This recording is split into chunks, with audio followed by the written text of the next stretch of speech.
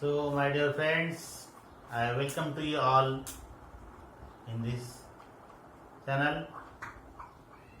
Today, I am going to explain you how actually the reaction takes place, the details of the chemical reaction. That is called as the mechanism of the reaction. Mechanism of the reaction.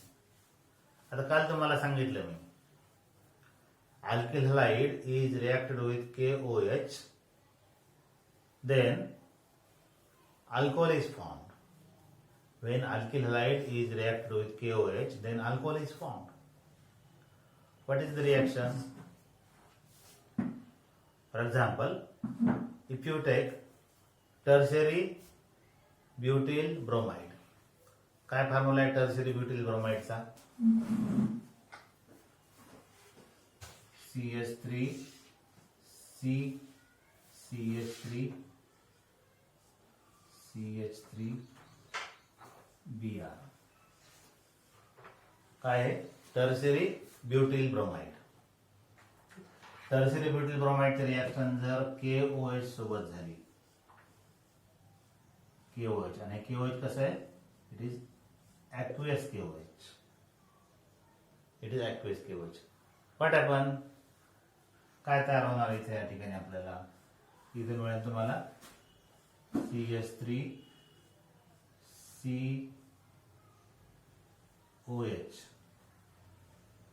CH3 CH3 plus काय? Plus KBr.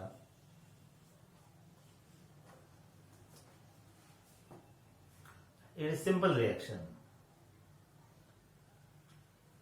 It is substitution reaction. What happened here? This Br is replaced by OH.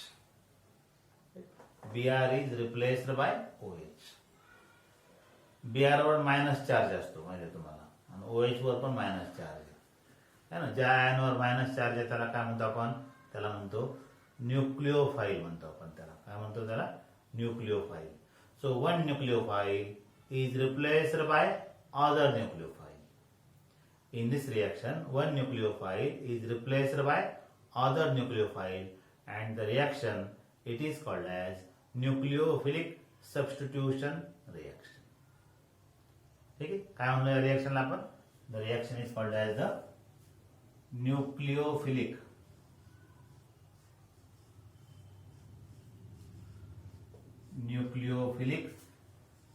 substitution reaction. Nucleophilic substitution reaction. So, लक्षात घ्या, what is nucleophilic substitution reaction? The reaction in which one nucleophile is replaced by other nucleophile. That reaction is called as nucleophilic substitution reaction. In this reaction, tertiary butyl bromide is converted to tertiary butyl alcohol. Tertiary butyl bromide is converted to tertiary butyl alcohol. ठीक आहे? हे tertiary alkyl हायलाइड आहे आणि alcohol तयार झालं ते कसं आहे? टर्शियरी अल्कोहोल आहे. ओके. आता ही रिएक्शन होत असताना अजून काय काय होतं, काय काय बदल होतात ते सगळं आपण इथे बघणार. त्याला मेकॅनिझम असं म्हणलं जातं. बघा, ही जी रिएक्शन आहे ना, ही जी रिएक्शन आहे, असं लक्षात आलं experimentally that rate of the reaction is proportional to the concentration of tertiary butyl bromide only. या रिएक्शनचा कोणत्या रिएक्शनचा रेट असतो ना, रेट म्हणजे काय? कोणत्या स्पीडने एखादी रिएक्शन व्हायला लागली त्याला म्हणायचं रेट ऑफ द रिएक्शन. ठीक. आता रेट ऑफ रिएक्शन कशावर अवलंबून आहे त्याचा अभ्यास केला इथं. काय लक्षात आलं? असं लक्षात आलं की rate of the reaction depend upon concentration of tertiary butyl bromide. It do not depend upon concentration of KOH. ठीक आहे? म्हणजे केओएचचं कॉन्सन्ट्रेशन जर समजा आपण बदललं, थोडं कमी जास्त केलं केओएचचं कॉन्सन्ट्रेशन, रिएक्शनच्या रेटवर काही इफेक्ट होत नाही. म्हणजे rate of reaction do not depend upon concentration of KOH.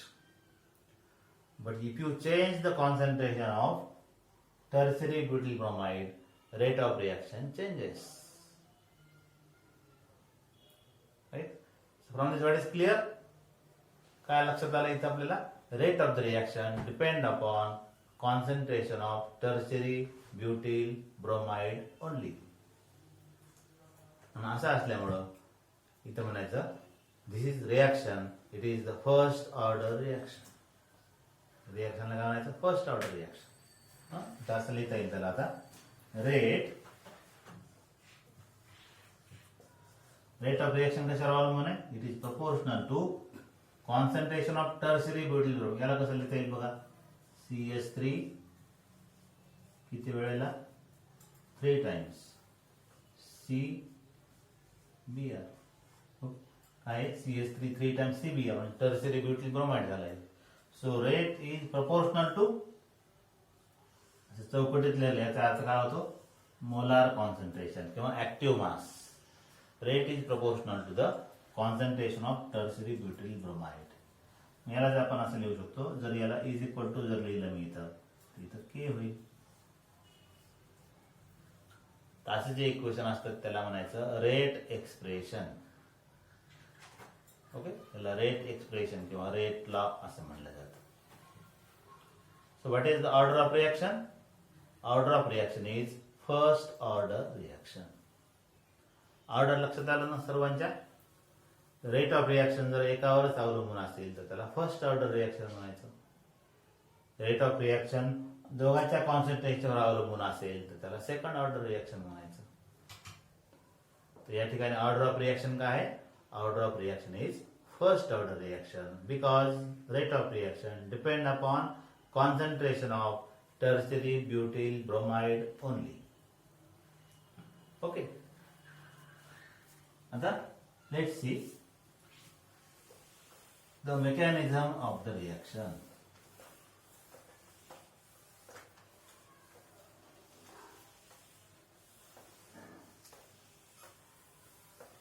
Mechanism of the reaction.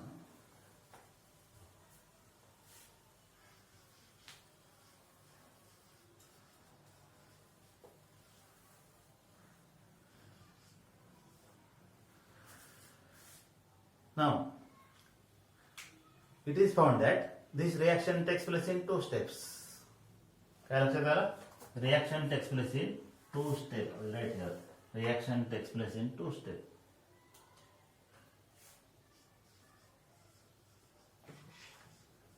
Reaction takes place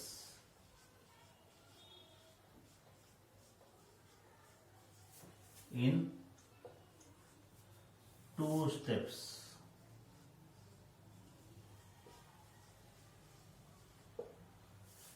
पहिली स्टेप काय आहे?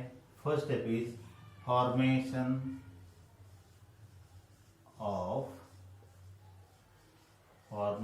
Of carbonium ion.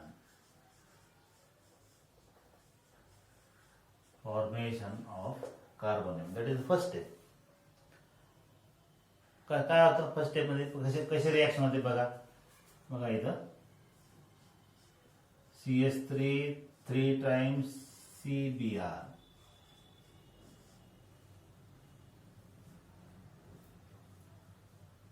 CH3 3 times CBr. काय होतं याच्यामध्ये आता? This CBr bond breaks slowly. Right? CBr bond काय होतो? CBr bond breaks slowly. आता बघा C आणि Br मध्ये बॉन्ड जर आहे तिथं काय तयार होईल? Just C. कार्बन याला लागलेले 3 मेथिल ग्रुप,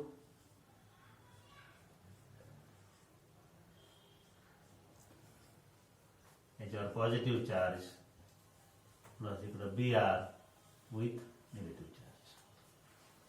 आणि याला म्हणायचं कार्बोनियम आयन.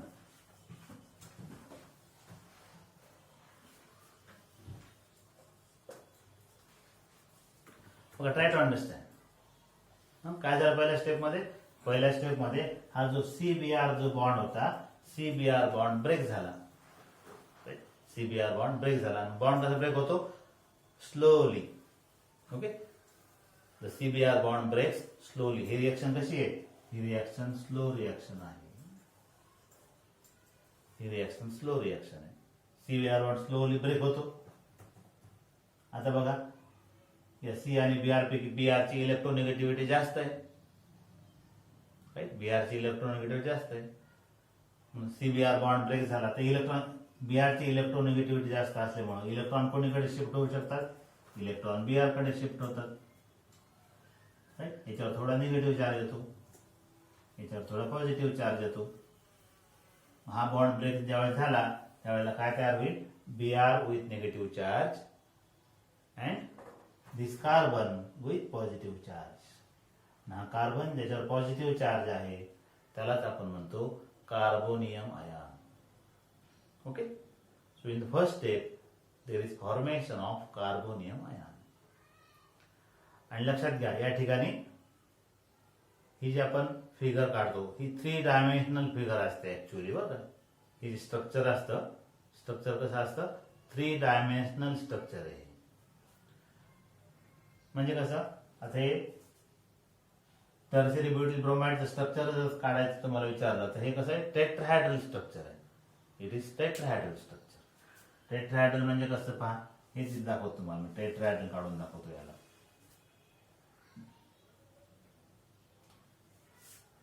हा कार्बन, हे Br, राईट. इथं 1 2 आणि 3 हे काय लागलेत? हे 3 CH3 ग्रुप लागलेले आहेत.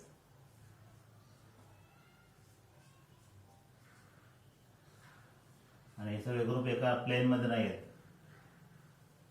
हे टेट्राहेड्रल स्ट्रक्चर आहे. Right, tetrahedral structure of tertiary butyl bromide. Here CBr bond is breaking slowly and carbonium ion is formed. ही झाली पहिली स्टेप. ओके, आता दुसऱ्या स्टेप मध्ये काय होईल? सेकंड स्टेप मध्ये काय होतं? हा जो कार्बोनियम आयन असतो, या कार्बोनियम आयनवर OH चा अटॅक होतो. OH कुठून आलं? KOH मधून. इथं पण काढतो बघा मी. काय? कार्बन 1 2 3, हे 3 मेथिल ग्रुप आहेत.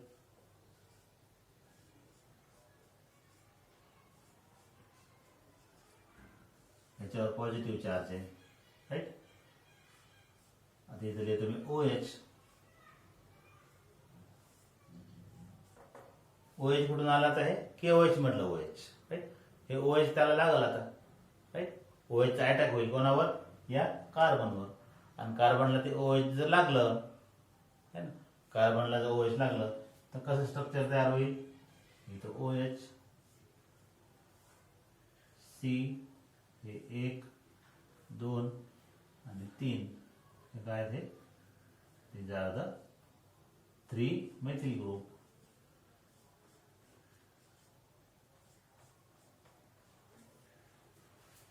लक्षात आलं तुमच्या? ही पहिली स्टेप आहे आणि ही सेकंड स्टेप आहे. यापैकी पहिली स्टेप स्लो आहे आणि दुसरी स्टेप कशी आहे? फास्ट आहे. Okay, if reaction takes place in 2 steps, then the slow step is called as rate determining step. Okay, जी स्टेप स्लो आहे त्याला काय म्हणायचं? Rate determining step. यातली रेट डिटर्मिनिंग स्टेप कोणती? पहिली. राईट, आणि पहिल्या रिएक्शन मध्ये म्हणजे रेट डिटर्मिनिंग स्टेप मध्ये किती मॉलिक्यूल आहेत? एकच मॉलिक्यूल आहे. कोणता?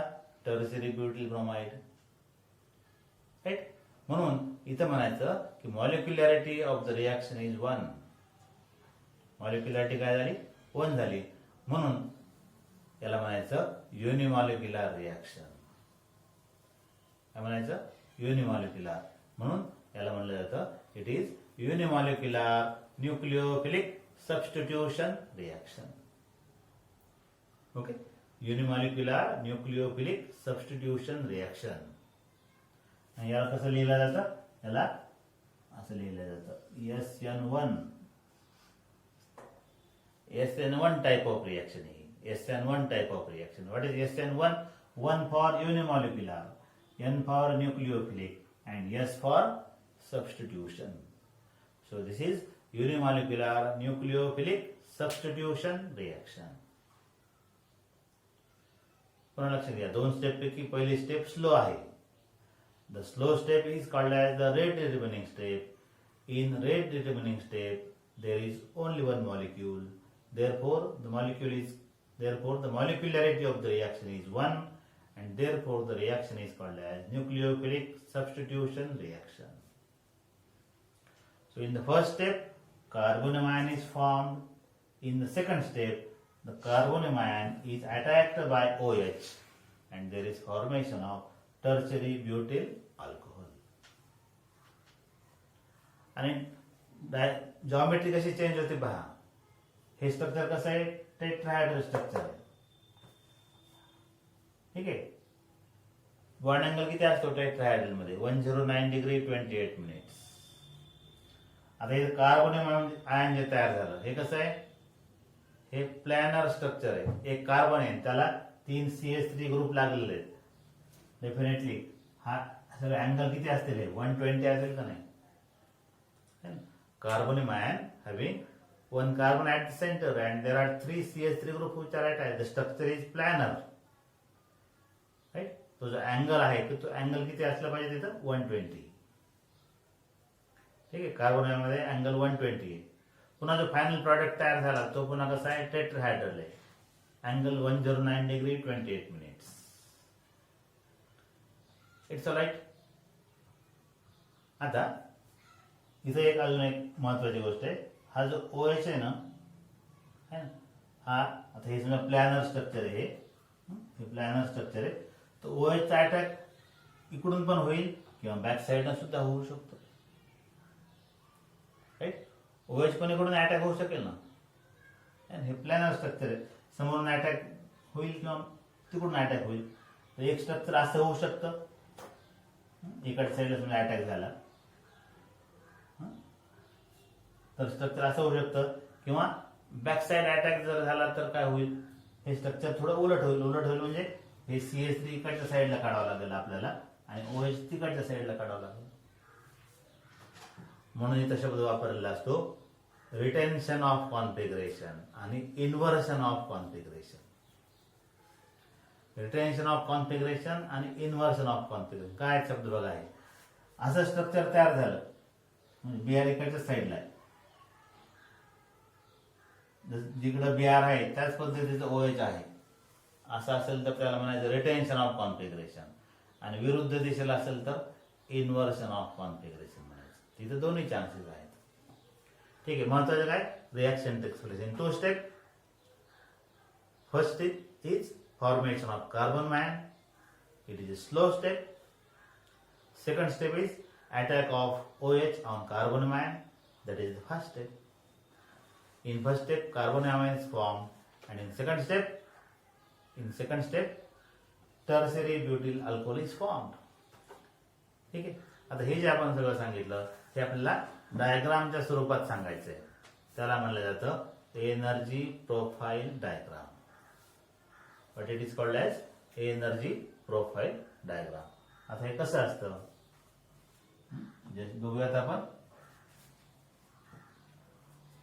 Energy profile diagram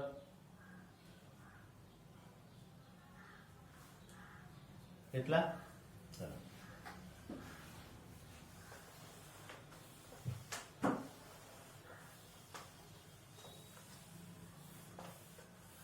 Now I will write or I will draw energy profile diagram.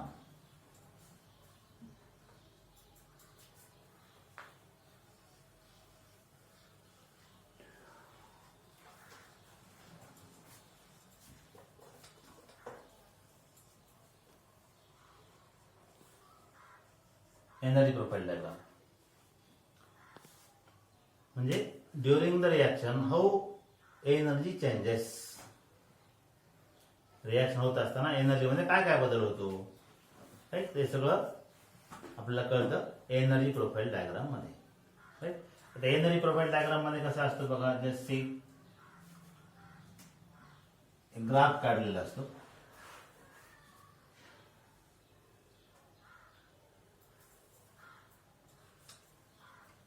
X अक्षावर घेतलं पोटेन्शियल एनर्जी,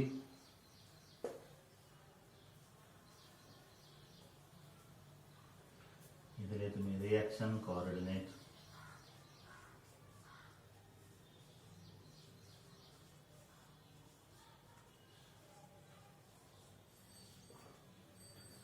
म्हणजे रिएक्शन जशी प्रोसेड होती वेळ टाइम त्याप्रमाणे एनर्जी मध्ये काय बदल होतो ते इथं दाखवायचं आपल्याला. तर ग्राफ कसा आहे तो सुरुवातीला मी काढतो, त्यानुसार तुम्हाला समजून सांगतो.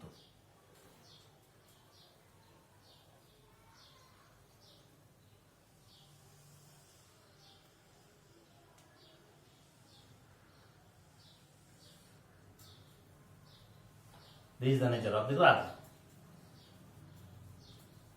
Right? आता या ठिकाणी पहा, आय विल शो इट.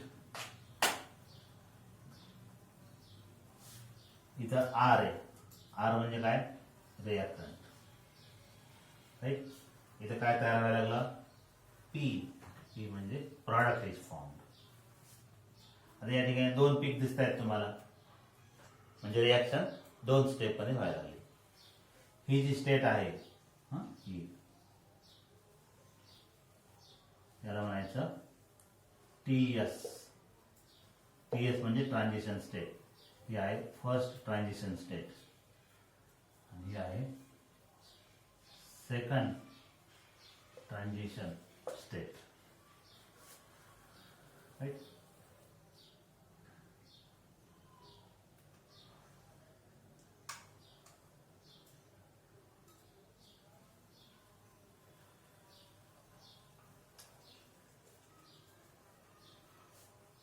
याला म्हणायचं इथं डेल्टा एच. ही जी एनर्जी आहे त्याला म्हणायचं डेल्टा ई. या ठिकाणी काय? या ठिकाणी कार्बोनियम आयन आहे, म्हणजे CH3 3 times C with positive charge.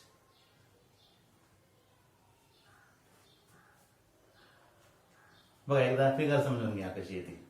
Energy profile diagram काय केलं? एनर्जी प्रोफाइल डायग्राम मध्ये पोटेन्शियल एनर्जी प्लॉट केली. जसे रिएक्शन स्टार्ट केली तर पोटेन्शियल एनर्जी मध्ये काय बदल होतो इथं दाखवलंय आपल्याला. राईट. बघा इथं रिएक्टंट आहे.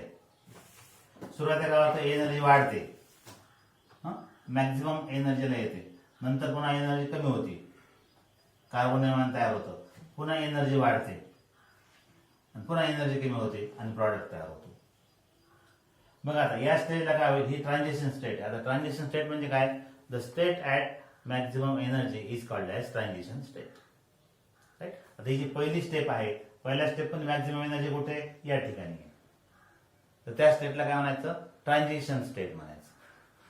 आता या स्टेटला काय होतं बघा, इथं आता काय? इथं रिएक्टंट आहे आपला. इथं रिएक्टंट म्हणजे कोणता आहे? टर्शियरी ब्युटिल ब्रोमाइड आहे ना, टर्शियरी ब्युटिल ब्रोमाइड. आता या ठिकाणी काय होतं बघा, बघा जस्ट सी काय होतं इथं? CH3 किती वेळेला? 3 वेळेला C, आणि हा Br बॉन्ड ब्रेक व्हायला बघा. ब्रेक होतोय, अजून झाला नाही. ती जी स्टेज आहे जिथं CBr बॉन्ड आता ब्रेक व्हायच्या स्टेज मध्ये आहे, काही क्षणापुरती ती स्टेज असते, त्याला म्हणायचं ट्रान्झिशन स्टेट. राईट. लगेच हा बॉन्ड ब्रेक होतो, कार्बोनियम आयन तयार होतो. ठीक आहे. नंतर OH चा अटॅक होतो. OH चा अटॅक झाले पुन्हा एनर्जी वाढते. या पॉइंटला काय राहील? या पॉइंटला ट्रान्झिशन स्टेट 2 आहे, म्हणजे इथं काय व्हायला माहितीये का? CH3 3 वेळेला आणि C, इथं OH बॉन्ड तयार होतोय, अजून झाला नाही, तयार व्हायच्या पोझिशन मध्ये आहे. ठीक आहे. नंतर पुन्हा एनर्जी कमी होती, आणि एनर्जी कमी होती, हा बॉन्ड फिक्स होऊन जातो आणि इथं प्रॉडक्ट तयार होतो. इथं रिएक्टंट काय? टर्शियरी ब्युटिल ब्रोमाइड, आणि इथं प्रॉडक्ट काय? Tertiary butyl alcohol. ठीक आहे. म्हणजे रिएक्शन होत असताना असे एनर्जी मध्ये बदल होतात. ही जी डायग्राम आहे याला म्हणलं जातं एनर्जी प्रोफाईल डायग्राम. याचे अजून दोन सिम्बॉल दिसत आहेत तुम्हाला. कोणते कोणते? एक आहे delta E. What is delta E? Delta E is the energy of activation. And energy of activation means the amount of energy required to bring the reactant to the transition state. Right? ही जी energy आहे कोणती? याला म्हणायचं delta E. Amount of energy required to bring the reactant to the transition state. It is called as energy of activation, indicated by delta E. Right? And what is delta H? Delta H, it is the difference between enthalpy of reactant and enthalpy of product. प्रॉडक्टची energy आणि रिएक्टंटची energy याच्यामधला जो difference आहे त्यालाच आपण काय म्हणतो? Delta H. That is the heat of the reaction. Okay, delta H is the heat of the reaction और enthalpy of the reaction and it is the difference between energy of the product and energy of the reactant. So this is the energy profile diagram. हे जे आपण सगळं शिकलो त्याला काय म्हणायचं? It is called as the mechanism of the reaction. Mechanism सांगताना सुरुवातीला सिंपल रिएक्शन सांगितले आपण, नंतर त्याचं ऑर्डर काय आहे, फर्स्ट ऑर्डर का सेकंड ऑर्डर ते सांगितलं. रिएक्शन किती स्टेप मध्ये होते, स्टेप मध्ये होत असताना पहिली स्टेप कशी आहे, दुसरी स्टेप कशी आहे, कोणती फास्ट आहे कोणती स्लो आहे. राईट. त्यानंतर जे रिएक्टंट आणि प्रॉडक्ट आहे त्याच्या जॉमेट्रीमध्ये कसा चेंज होतो ते सगळं सांगितलं. सगळ्यात शेवटी एनर्जी प्रोफाईल डायग्राम सांगितलं. Okay, so this is called as the SN1 mechanism. So today we have discussed which question? The hydrolysis of tertiary butyl bromide by SN1 type of mechanism. So let's stop here. I hope that you understand the mechanism well. Thank you.